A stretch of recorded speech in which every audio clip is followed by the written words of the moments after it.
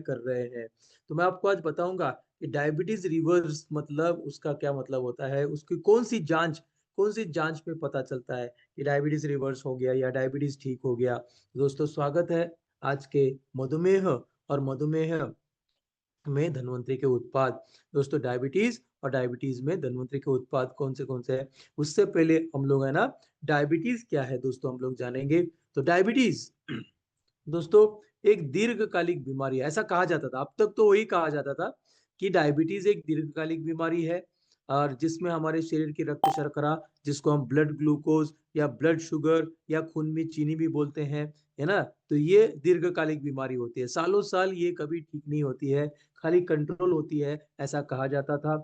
Diabetes मतलब मधुमेह मतलब ब्लड ग्लूकोज, ब्लड शुगर हमारे शरीर के शरीर स्तर को नियंत्रित नहीं कर पाता। हमारा जो शरीर है ना, डायबिटीज मतलब ब्लड ग्लूकोज को नियंत्रित नहीं कर पाता और इसी को डायबिटीज कहते हैं। तो डायबिटीज मतलब मधुमेह को सामान्य असामान्य रक्त शर्करा मतलब अबनॉर्मल ब्लड शुगर लेवल्स इसको कहा जाता है। डायबिटीज मतलब मधुमेह शरीर की चयापचय मतलब मेटाबॉलिज्म प्रक्रियाओं का एक विकार है।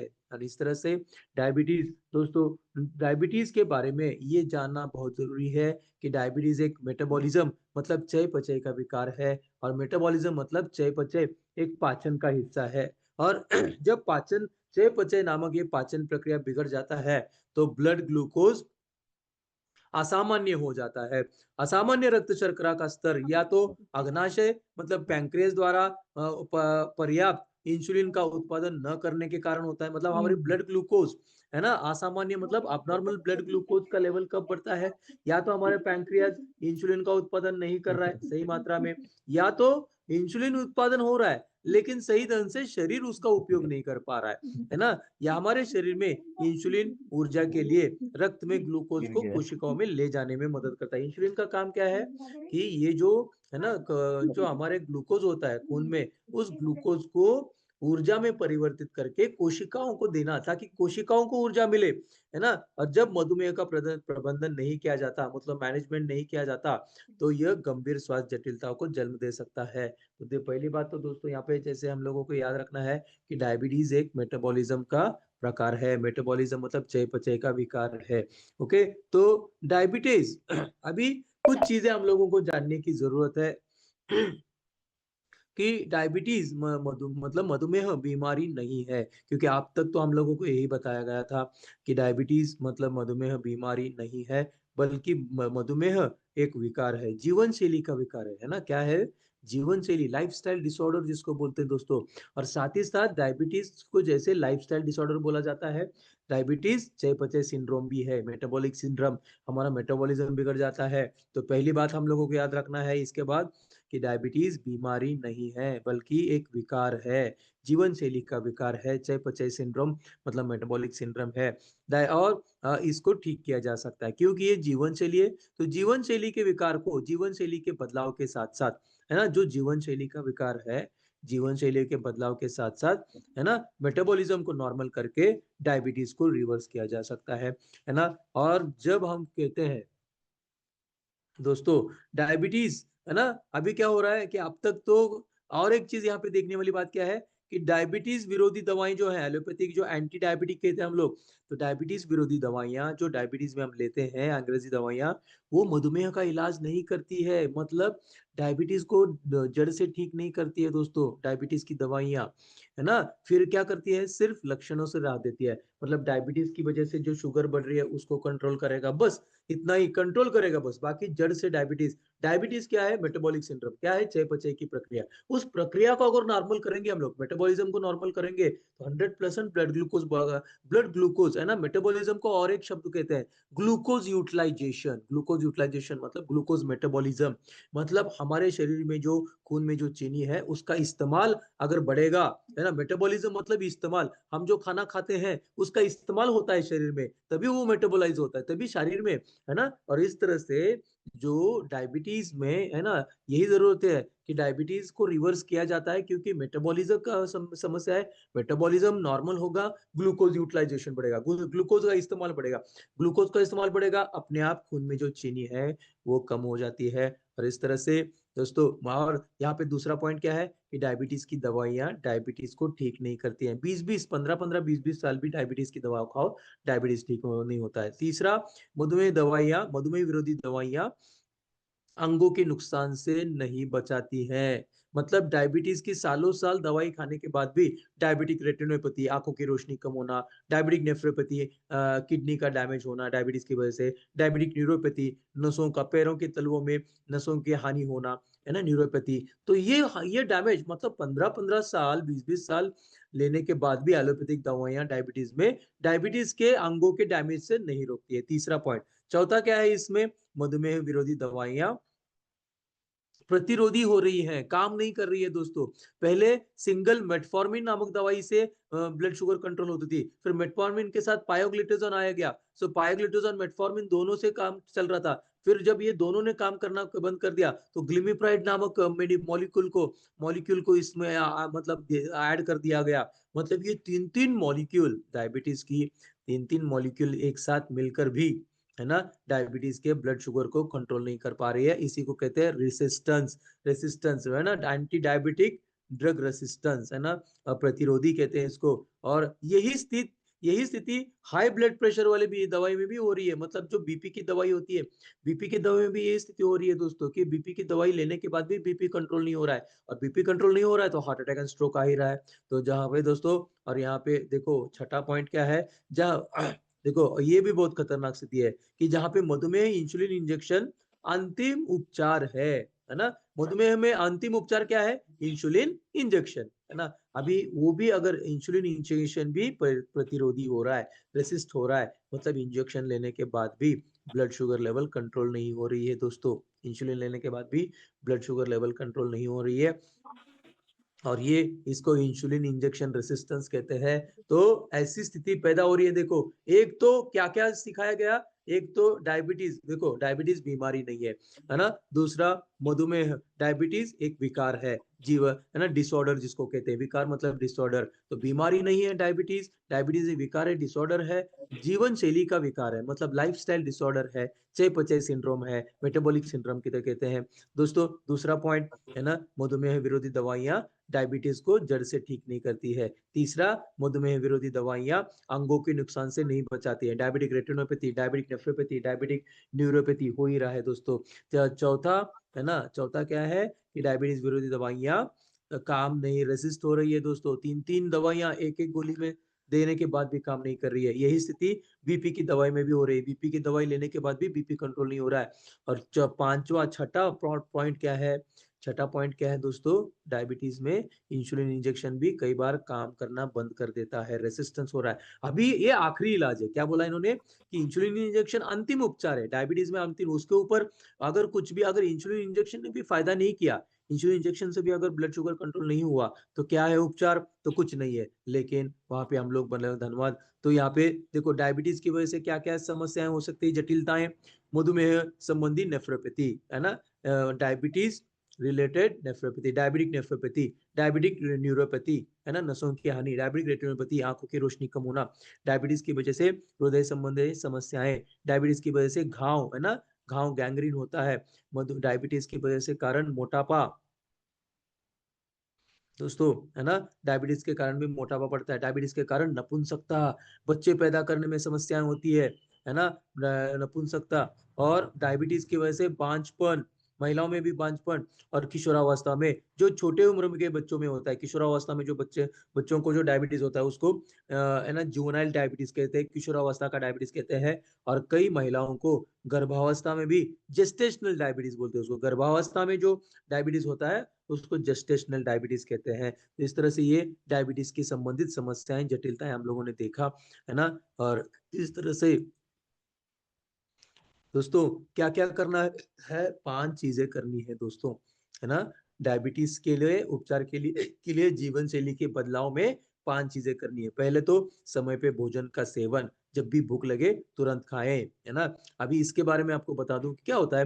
देखो, जब भी आपको भूख लगती है मतलब आपका पाचक रस तैयार है, पेट में पाचक रस तैयार है, और इंसुलिन तैयार है, सब तैयार है पाचन, लेकिन खाने के लिए समय नहीं है। तो खाने के लिए समय नहीं है तो ये इंसुलिन और पाचक रस क्या हो जाएगा, वो तो वेस्ट हो जाएगा, है ना, उस समय, है ना। मतलब दोपहर को 12 बजे, 1 बजे, 2 बजे भूख लगी है, लेकिन काम की वजह से, है ना, वही समय होता है, काम का समय भी होता है, खाने का भी समय होता है, लेकिन लोग उसको किसको चुनते हैं? काम को चुनते हैं, खाने को 4 बजे ढकल देते हैं, उसको उसको पोस्टपोन कर दे कि भाई अभी 4 बजे थोड़ा मेरे को आराम मिलेगा, तब मैं खाऊंगा। इससे क्या होता है, 12 बजे 1 बजे जो इंसुलिन तैयार है, 12 बजे 1 बजे जो पाचक रस तैयार है, वो है ना, वो फिर वेस्ट हो जाता है। इससे वेस्ट मतलब उसको अगर खाना ही नहीं मिला तो क्या करेंगे? फिर आप 4 बजे क्या होता है, 4 बजे तो ना पाचक रस होता है, ना इंसुलिन रहता है, और उस समय हम खाना खाते हैं। इससे क्या होता है, ब्लड ग्लूकोज बढ़ता है। 4 बजे जब हम खाना खाते हैं, समय वो रहते, समय के समय जब हमारा हम लोगों को जब समय है, तब हम खाना खाते हैं तो क्या होता है, इंसुलिन नहीं रहता है, पाचक रस नहीं रहता है, लेकिन खाना खाते हैं तो क्या होता है, ब्लड ग्लूकोज बढ़ता है। इसीलिए समय पे भोजन खाने से आपका ब्लड ग्लूकोज भी क्या होगा, है ना, ब्लड ग्लूकोज का कंट्रोल में रहेगा। और इसीलिए समय पर भोजन, जब भी भूख लगे तुरंत खाए। 5 लीटर पानी दोस्तों, 5 लीटर पानी। पानी से रक्त शर्करा, मतलब पानी से ग्लूकोज मेटाबॉलिज्म बढ़ता है दोस्तों, है ना। पानी भी, 5 लीटर पानी भी आपके पाचन के लिए जरूरी है, आपके मेटाबॉलिज्म के लिए जरूरी है ना। 5 लीटर पानी से अनचाहे चर्बी कम होती है, 5 लीटर पानी से वजन कम होता है, 5 लीटर पानी से पाचन सुधार होता है, 5 लीटर पानी से डिटॉक्सिफिकेशन होता है दोस्तों, शरीर क्या करता है, धुल जाता है। 5 लीटर पानी से विषैले पदार्थ बाहर निकलते हैं, खून में जो कोलेस्ट्रॉल है कम होता है, और मस्तिष्क को भी पानी की आवश्यकता है। तो 5 लीटर पानी कितना सारा काम कर रहा है, लेकिन जब डायबिटीज की बात कर रहे हैं तो ग्लूकोज मेटाबॉलिज्म भी बढ़ता है दोस्तों 5 लीटर पानी से। और इस तरह से समय पे भोजन, मतलब जब भी भूख लगे तुरंत खाएं, प्रतिदिन 5 लीटर पानी अनिवार्य है। दूसरा पॉइंट है। तीसरा पॉइंट क्या है दोस्तों, मधुमेह के उपचार के लिए जीवन शैली में बदलाव में तीसरा पॉइंट है, हमें चीनी खाना बंद करना होगा। चीनी जहर है, चीनी एक लत है, चीनी की लत मानव स्वास्थ्य के लिए अधिक खतरनाक और हानिकारक है। चीनी के सेवन से अग्नाशय, मतलब जो पैंक्रियाज है ना, पैंक्रियाज का स्वास्थ्य रक्त शर्करा को नियंत्रित करने में, है ना, चीनी के जीरो करने से, है ना, चीनी के जीरो करने से जो पैंक्रियाज है, पैंक्रियाज को ब्लड शुगर लेवल को कंट्रोल करने में मदद मिलेगी। चीनी कई अंगों के और ऊतकों को नुकसान पहुंचाती है। चीनी हेरोइन और कोकेन से भी अधिक खतरनाक है दोस्तों। हम सबको पता है हेरोइन और कोकेन, आप गूगल पे जा सकते हैं, है ना, आप देख सकते हैं कि चीनी जो है हेरोइन और कोकेन से भी अधिक खतरनाक है दोस्तों। और इस तरह से चीनी, जीरो चीनी, इसीलिए हमें चीनी खाना बंद करना पड़ेगा, जीरो शुगर। इसमें बहुत सारा बात कर सकते हैं हम लोग दोस्तों, है ना, कि जीरो चीनी क्यों, ये सारा बहुत सारा, लेकिन चीनी को जीरो करना पड़ेगा। उसका हेरोइन और कोकेन जैसे खतरनाक ड्रग्स से भी, है ना, नशीले पदार्थ से भी खतरनाक है चीनी। हेरोइन और कोकेन जैसे नशीले पदार्थों भी से भी ज्यादा खतरनाक है चीनी। हमारे अंगों को, मतलब लीवर, किडनी, है ना, जैसे कई सारे अंगों को डैमेज करता है, नुकसान पहुंचाता है। पैंक्रियाज को नुकसान पहुंचाता है के चीनी। और इस तरह से चौथा क्या है दोस्तों, चौथा है रोजाना 2 घंटे टहलना। 2 घंटे टहलना के टहलने से रक्त शर्करा में सुधार करेगा। 2 घंटा टहलने से वजन घटने में मदद होगा। 2 घंटे टहलने से मधुमेह की वजह से जो मोटापा है उसको कम करने में मदद होगा। शारीरिक निष्क्रियता, है ना, शारीरिक निष्क्रियता में मदद करेगा 2 घंटा टहलना। और साथ ही साथ 2 घंटे टहलने से पूरे शरीर के लिए एक अच्छा व्यायाम भी है। और इस तरह से चौथा पॉइंट है रोजाना 2 घंटे टहलना। और पांचवा है नींद दोस्तों। अच्छा चयापचय और हृदय और मस्तिष्क के स्वास्थ्य के लिए, अच्छा चयापचय और हृदय और मस्तिष्क के स्वास्थ्य के लिए 8 से 10 घंटे की नींद जरूरी है दोस्तों। और इस तरह से ये 5 चीजें, है ना, समय पे खाना, 5 लीटर पानी, है ना, चीनी को बंद करना है, जीरो शुगर, 2 घंटे का वॉकिंग, और 8 से 10 घंटे की नींद। अब आपको पता है दोस्तों, 8 से 10 घंटे की नींद भी आपके चयापचय, मतलब मेटाबॉलिज्म को, है ना, ठीक कर सकती है। और इसीलिए ये 5 चीजों के साथ साथ अगर हम धन्वंतरी का प्रोडक्ट्स लेते हैं दोस्तों, तो धन्वंतरी का प्रोडक्ट्स लेते हैं तो 100% क्या होता है, 100% डायबिटीज ठीक हो सकता है दोस्तों। अब हम देखेंगे कि कैप्सूल इम्यूरिज जो है हमारा गोप्यूज का प्रोडक्ट है, गाय के पहले दूध का प्रोडक्ट है कैप्सूल इम्यूरिज, वो किस तरह से काम करता है हमारे डायबिटीज में। तो दोस्तों, जैसे कि आप लोगों को इंसुलिन इंजेक्शन पता है, वैसे ही गोप्यूज में इंसुलिन लाइक ग्रोथ फैक्टर है, इंसुलिन जैसा विकास कारक। तो इंसुलिन लाइक ग्रोथ फैक्टर 1990 में जो अध्ययन हुआ, उस अध्ययन ने सुझाव दिया कि गो जातीय कोलोस्ट्रम में जो इंसुलिन लाइक ग्रोथ फैक्टर 1 है, मधुमेह में, मधुमेह मतलब डायबिटीज में उपचार की तरह काम करेगा। और इस तथ्य के आधार पर ग्लूकोज उपयोग उत्तेजित करता है। IGF-1 क्या करता है, इंसुलिन लाइक ग्रोथ फैक्टर क्या करता है, ग्लूकोज का उपयोग मतलब ग्लूकोज यूटिलाइजेशन को बढ़ाता है। और साथ ही साथ इंसुलिन लाइक ग्रोथ फैक्टर धीरे धीरे क्या करता है, इंसुलिन इंजेक्शन पर निर्भरता को कम करता है। ये बहुत बड़ी बात है दोस्तों। आज तक इंसुलिन इंजेक्शन कभी बंद नहीं हुआ दोस्तों, लेकिन इंसुलिन इंजेक्शन पर निर्भरता को कम करता है इंसुलिन लाइक ग्रोथ फैक्टर। और साथ ही साथ इंसुलिन इंजेक्शन जिसका दर्द सहना पड़ता है हर रोज, है ना, चुबाना पड़ता है इंजेक्शन को, इंसुलिन लेना है तो शरीर को चुबाना पड़ता है, उस चुबने के दर्द से राहत दे सकता है इंसुलिन लाइक ग्रोथ फैक्टर, और जो कि अधिकांश मधुमेह रोगियों को सहन करना पड़ता है दोस्तों। तो ये 1990 में जो IGF-1 insulin like growth factor 1 के ऊपर खोज हुआ गोपियुष के ऊपर, तो उन्होंने क्या बोला कि insulin like growth factor insulin जैसा काम करेगा, डायबिटीज को ठीक करेगा, ग्लूकोज यूटिलाइजेशन मतलब ग्लूकोज मेटाबॉलिज्म को मदद करेगा, और धीरे धीरे धीरे इंसुलिन इंजेक्शन पर निर्भरता को कम कर सकता है इंसुलिन लाइक ग्रोथ फैक्टर। ये इंसुलिन मतलब ये 1990 में बोला गया दोस्तों गोपियुष के इंसुलिन, और इसीलिए आज जब हम बात कर रहे हैं दोस्तों मेटाबॉलिज्म, तो ग्लूकोज का उपयोग मतलब क्या है, ग्लूकोज मेटाबॉलिज्म मतलब वही है, मेटाबॉलिज्म को नॉर्मल करेगा, ग्लूकोज का इस्तेमाल बढ़ेगा तो अपने आप डायबिटीज HbA1c नॉर्मल होगा दोस्तों। मैंने यहाँ पे दिखाने की कोशिश की है, देखो HbA1c कैसे होता है, एक मिनट। हाँ, ये देखो यहाँ पे ना, ये जो यहाँ पे जो चित्र है ना, ये HbA1c टेस्ट, तो HbA1c टेस्ट को दोस्तों, HbA1c टेस्ट को नॉर्मल कर देता है हमारा ये इम्यूरिच। तो इम्यूरिच में क्या है, इंसुलिन जैसा विकास कारक है, इंसुलिन जैसा विकास कारक इंसुलिन जैसा काम करता है, और डायबिटीज में ग्लूकोज ब्लड ग्लूकोज को ठीक करते हुए इंसुलिन इंजेक्शन पर निर्भरता को कम करता है। ये 1990 का खोज है दोस्तों, 1990 का सबूत है।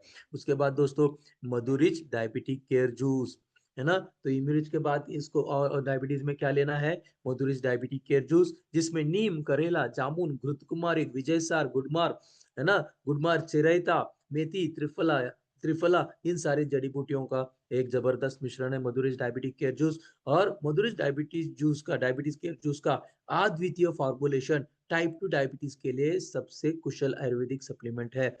मधुरिच डायबिटिक केयर जूस रक्त शर्करा को नियंत्रित करने में मदद करता है। मधुरिच डायबिटिक केयर जूस पाचन को नियंत्रित करता है दोस्तों। पाचन की वजह से ही तो ब्लड शुगर बढ़ रही है दोस्तों, पाचन बिगड़ गया है। पाचन का एक हिस्सा जो चयापचय होता है, पाचन का एक हिस्सा जो चयापचय होता है, उसी वही तो बढ़ के बिगड़ गया है, और इसीलिए पाचन को भी नियंत्रित करने के साथ साथ नियंत्रित करने की वजह से डायबिटीज में फायदा होता है दोस्तों। और कब्ज और गैस्ट्रिक समस्याओं में मदद करता है डायबिटिक, मतलब कब्ज और गैस्ट्रिक समस्या भी डायबिटीज का एक हिस्सा है दोस्तों। और इस तरह से कब्ज और गैस्ट्रिक की समस्याओं को ठीक करते हुए डायबिटीज को ठीक करता है मधुरिच डायबिटिक केयर जूस। उच्च कोलेस्ट्रॉल, हाई कोलेस्ट्रॉल, वो भी है ना डायबिटीज के वजह से बढ़ सकता है कई बार, अनकंट्रोल शुगर की वजह से उच्च कोलेस्ट्रॉल, और उसमें नियंत्रण करने में, उच्च कोलेस्ट्रॉल के स्तर को नियंत्रित करने में मदद करता है। और इस तीसरे है ना मधुरिच डायबिटिक केयर जूस अद्वितीय फॉर्मुलेशन टाइप 2 डायबिटीज के लिए सबसे कुशल आयुर्वेदिक सप्लीमेंट है। तो ये था हमारा मधुरिच डायबिटिक केयर जूस। उसके बाद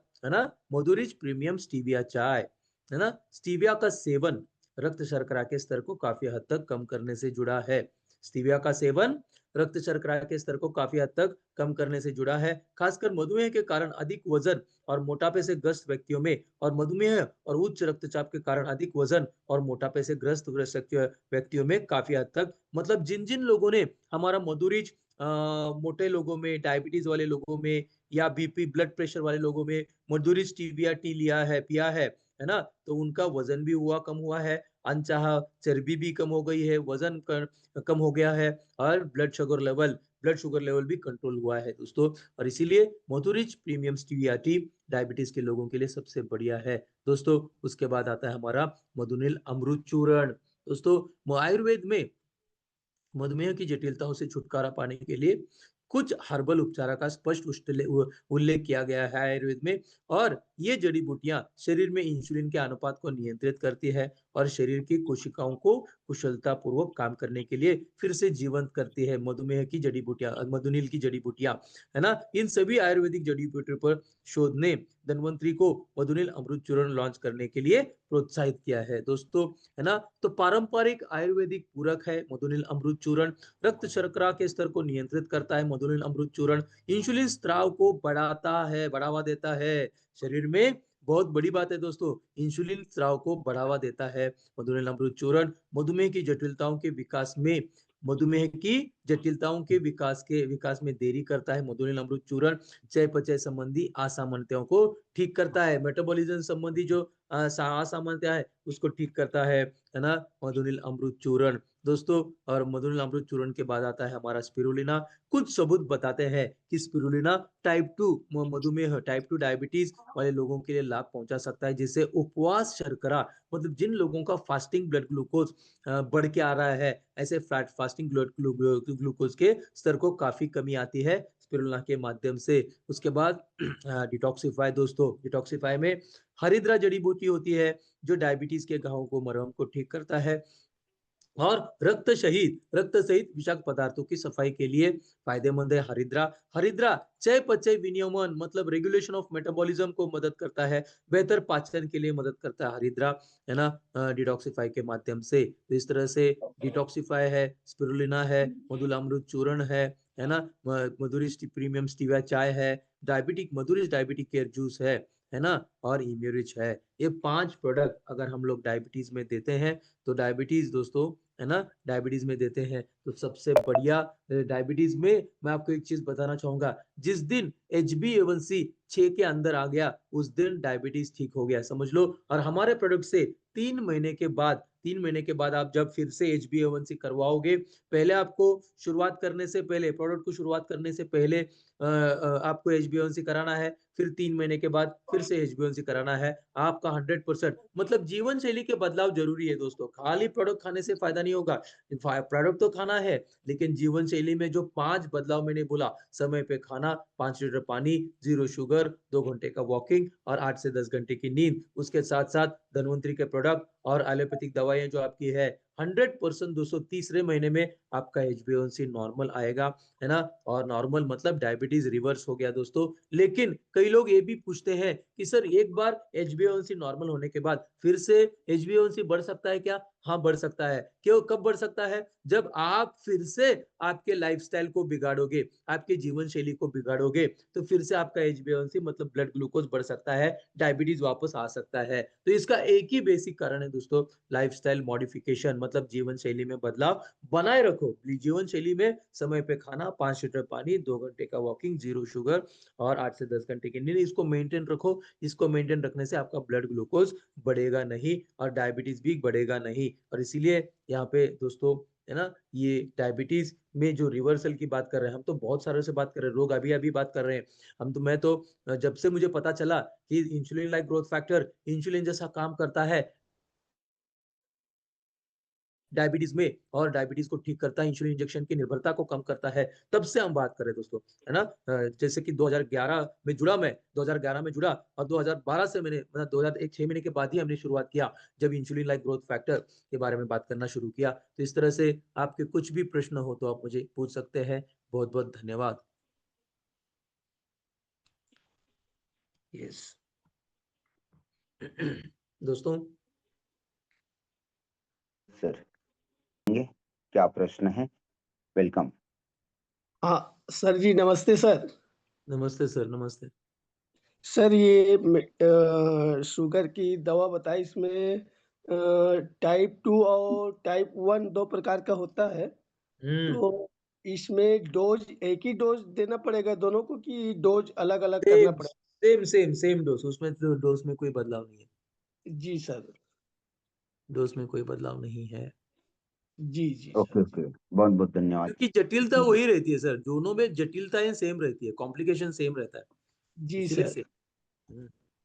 ओके ओके, बहुत बढ़िया और शानदार आज प्रश्न के साथ में मिला। इसी के साथ में आदरणीय रमेश दुर्वे सर जी अनम्यूट करेंगे। ओके, वेलकम रमेश दुर्वे जी। जी सर, मेरा क्वेश्चन ये, म्यूट हो जा रहा है आपका माइक। ओके, फिर से स्टार्ट करें। Okay, yes sir. Welcome. Sir मेरा क्वेश्चन ये है कि एक बच्चा जो है सर, जो डिलीवरी के समय जो है ना, उसको मतलब डिलीवरी तो हुआ, लेकिन ना उस समय उसको आईसीयू में बंद कर दिए थे। और आईसीयू में बंद करने के कारण मतलब एक ऐसा इंजेक्शन लगा दिया उसको कि उस बच्चे का जो वज़न जो है ना बहुत ज़्यादा हो गया है। अभी वो 2 साल का है और लगभग जो उसका जो वज़न जो है ना 18 से 20 किलो के आस-पास है। किसमें बंद कर दिया तो था उसको उसको? घर वाला किसको जी बंद कर सर, किसमें बंद कर दिया था? आईसीयू रूम में। आईसीयू, हाँ, हाँ, एनआईसीयू में, हाँ, काँच के इसमें। ओके। तो हो सकता है सर कि उसके जो रिपोर्ट्स देखने पड़ेंगे, क्यों उसका वजन बढ़ रहा है। हो सकता है उसका थायराइड ग्रंथि, वही तो है। देखो देखो, जब थायराइड ग्रंथि का विकास नहीं होता है तो बच्चे का जी, अनचाहा वजन या शारीरिक बढ़ोतरी नहीं होती है। और इसीलिए उसको देखना पड़ेगा कि उसके माँ के पेट में अगर उसके शरीर का विकास, उसके अंगों का विकास, उसके दिमाग का विकास नहीं हुआ है तो उसमें थोड़ा सा मुश्किल होगा। और इसके लिए उसकी जांच चाहिए दोस्तों, रिपोर्ट चाहिए, है ना। तो रिपोर्ट्स यस के सर। बिना ऐसी स्थिति में हम कुछ बात करेंगे तो वो गलत हो जाता है। इसीलिए जी, रिपोर्ट्स देखना पड़ेगा, उसके क्या रिपोर्ट्स है। बहुत सारी समस्या उसमें है, आपने बोला।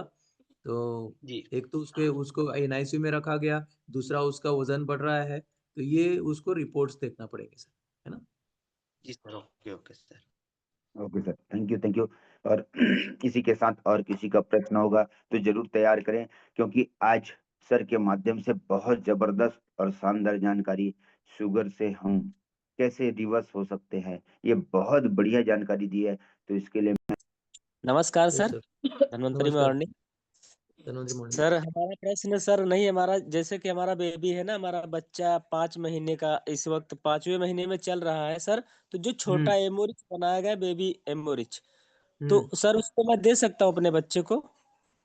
किसके लिए, मतलब किसके लिए ऐसे रूटीन?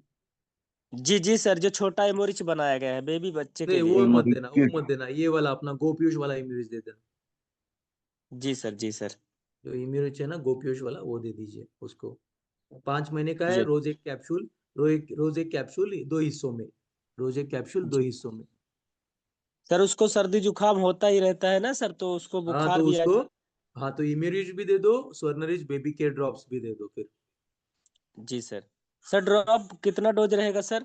5 महीने का बच्चा है, 5वें महीने में पाँच चल रहा है सर। 5 महीने के बच्चे को 2 ड्रॉप्स हर रोज देने हैं, सुबह। Yes sir. Thank you sir. Thank okay you. Okay, thank thank you. You. इस जी सर, बहुत बढ़िया और शानदार जानकारी। इसी के साथ में गिरधारी लाल साहू जी अनम्यूट करेंगे माइक। गिरधारी लाल साहू जी, ऑप्शन दे दिए। Okay, welcome. सर जी नमस्कार। नमस्कार। सर एक महिला है, पेशेंट 50 वर्ष का है वो, उसको पाइल्स हुआ था। हम्म। पाइल्स का अपना दवाई चलाया मैं धन्वंतरी का, तो वो ठीक हो गया सर। 3 राउंड चलाया उसको, 3 डोज देने के बाद ठीक हो गया। उसके बाद अभी उसको जब मल जाता है ना, तो हम्म। मल में ब्लड जाता है, मल उसका टाइट हो जाता है सर। तो उसको अब क्या दिया? Immurich detoxify, pile relief liquid, है ना, पाइल रिलीफ सैचेट। इम्यूरिच जी detoxify, pile relief liquid, pile relief sachet. Zymorich capsule, Zymorich 2-3 बार। ओके। और प्रोट्रिज जनरल जी या फिर डब्ल्यू, ये जी सर। 5 हाँ, टैबलेट। कमजोर है सर, लेडी हाँ कमजोर है, उसको शुगर है। हाँ हाँ, कमजोरी के लिए सर, कमजोरी हटाने के लिए देना है सर। एक बार ताकत बढ़ेगी तो पाइल्स भी रिकवर होने में जल्दी मदद होगी, है ना। ताकत बढ़ने से पाइल्स को जल्दी ठीक होने में मदद मिलेगी, ताकत बढ़ने से। तो कमजोरी के लिए ही इम्यूरिच है, डिटॉक्सिफाई है, pile relief sachet, pile relief liquid, है ना। और हमारा कैप्सूल जाइमोरिच और प्रोट्रिज डब्ल्यू। जी सर, जी सर। सारे प्रोडक्ट शुरू करो, ओके सर, तीखा धन्यवाद। बंद करो। उनको बोले कि तीखा बंद करें। ओके। तीखा बंद करें, पानी भरपूर पिए।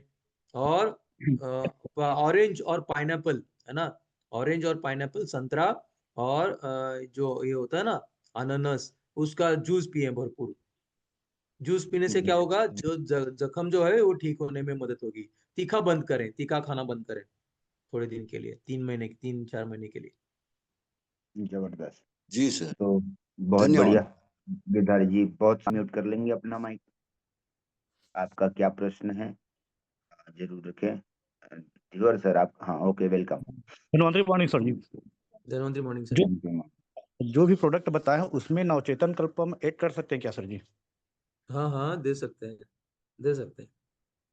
इसमें पाइल्स में ना हाँ ठीक, धन्यवाद सर। एक 13 साल की गुड़िया सर, जो कंटिन्यू इंसुलिन लगता रहता है उसको, तो उसको भी नवचेतन कल्पम और एमरीच ये दे सकते हैं? दे सकते हैं। ग्रीन रिच की आवश्यकता नहीं है उसको? 13 साल की बच्ची को एक तो ग्रीन रिच भी दे सकते हैं, क्योंकि ऑक्सीडेटिव डैमेज की वजह से भी एंटीऑक्सीडेंट की जरूरत होती है, तो ग्रीन रिच कैप्सूल है या ग्रीन टी टैबलेट भी दे सकते हैं। लेकिन महत्वपूर्ण है Immurich detoxify. Immurich detoxify, Madhurich diabetic care juice, है ना, और ताकत के लिए नवचेतना कल्पम। ओके, और ये भी दे धन्यवाद, सकते हैं ग्रीन रिच। धन्यवाद सर। ओके ओके, धन्यवाद धीरे धीरे सर सर जी। है एकदम, मतलब 5वें दिन 10वें दिन भी लोगों के शुगर को कम करने में मदद करता है।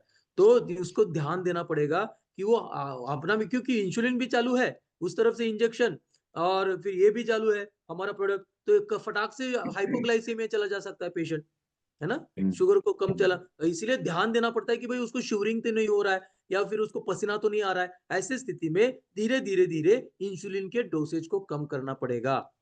इंसुलिन इंजेक्शन के डोसेज को, हमारा डोसेज वैसे ही रखना है, लेकिन डोसेज को, इंजेक्शन के डोसेज को कम करना पड़ेगा।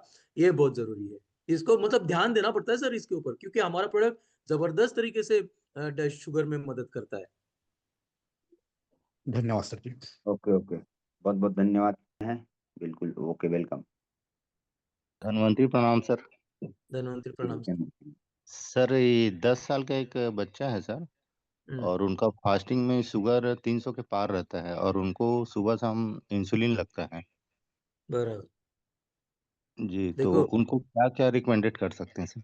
इम्यूरिच देना है, उसको डिटॉक्सिफाई दे सकते हैं, कम डोसेज में दे सकते हैं। 10 साल का बच्चा है, एक एक जी कैप्सूल जी दो बार जी पानी में, या उसको पानी में मिलाकर दे सकते हैं। जी इम्यूरिच डिटॉक्सिफाई जी एक एक कैप्सूल 2 बार, मधुरिच डायबिटिक केयर जूस, है ना, जी और उसको प्रोट्रिच जनरल दे सकते हैं बच्चे को। जी जी इम्यूरिच detoxify, Madhurich diabetic care juice और प्रोट्रिच जनरल, ये 4 जी प्रोडक्ट दीजिए, और धीरे धीरे जी उसको ध्यान दे, जरूर ध्यान दे, क्योंकि बहुत बढ़िया तरीके से काम करता है धन्वंतरी के प्रोडक्ट। जी जी। ऐसे थैंक यू सर। ऑब्जर्वेशन चाहिए उसके ऊपर। हाँ, पता चला उनका उसको टाइप शुगर। 2 है सर उनका? हाँ जी, क्या बोल रहे हैं? डायबिटीज डायबिटीज टाइप 2 है सर उनका? हाँ हाँ, इंसुलिन डिपेंडेंट। जी जी जी। और पानी कितना देना पड़ेगा सर उनको तो पर क्या है, डे? 10 साल का बच्चा है, 1 आध लीटर 1.25 लीटर पिएगा तो भी भरपूर है उसको, जी जी जी। ओके, जितना पिएगा धन्वंतरी उतना। प्रणाम। Yes yes. ओके सर, बहुत बहुत धन्यवाद, वेलकम।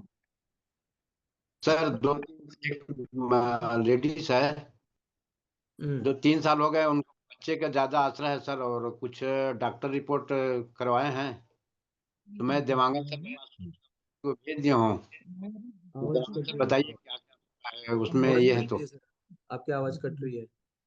सर उनकी जो है एक्चुअल में प्रॉब्लम ये है कि लेडीज का उम्र 23 साल है, मैरिज हुए 3 4 साल हो चुके हैं, हम्म और उनके यूट्रस में मल्टीपल छोटे छोटे गांठ है, हम्म तो उसकी वजह से उनको प्रेगनेंसी पॉजिटिव नहीं हो रही है। तो वो उनका हम्म कहना है कि प्रेगनेंसी पॉजिटिव करना है तो क्या करने हम्म पड़ेंगे? इम्यूरिच डिटॉक्सिफाई, है ना, प्रोट्रिच डब्ल्यू। मेरा साउंड धीरे धीरे इसका। सर सुरेश मांडवी सर को म्यूट कर जी दो। जी। Okay, Immurich detoxify, Protrich W, woman care syrup, है ना, और लोहरिच, ये सारा प्रोडक्ट दे दो। और क्या बोलते हैं उसको, 1 साल तक, कम से कम 6 से 8 महीने या 1 साल तक दे दो। उसके बाद फिर से सोनोग्राफी करवाइए, उसमें पता चलेगा गांठ अगर कम हो गई है या तो मिट गई है, या तो दोनों पता चलेगा, या तो कम हो जाती है या तो पूरी तरह से मिट जाती है। ये देख लो, इसको फायदा होगा, इनको प्रेगनेंसी में फायदा होगा। ओके, धन्यवाद। बहुत बढ़िया, शानदार। इसी के साथ हमारे साथ वेलकम। सर नमस्कार सर। नमस्कार सर। मैं टोमेश कुमार साहू सर। वो एक लेडीज है सर जो 10 साल से ना उसका लगभग गर्भ ठहर नहीं पा रहा है, 2 महीना होता है सर, और वो गिर जाता है, मतलब वो खराब हो हम्म जाता है सर।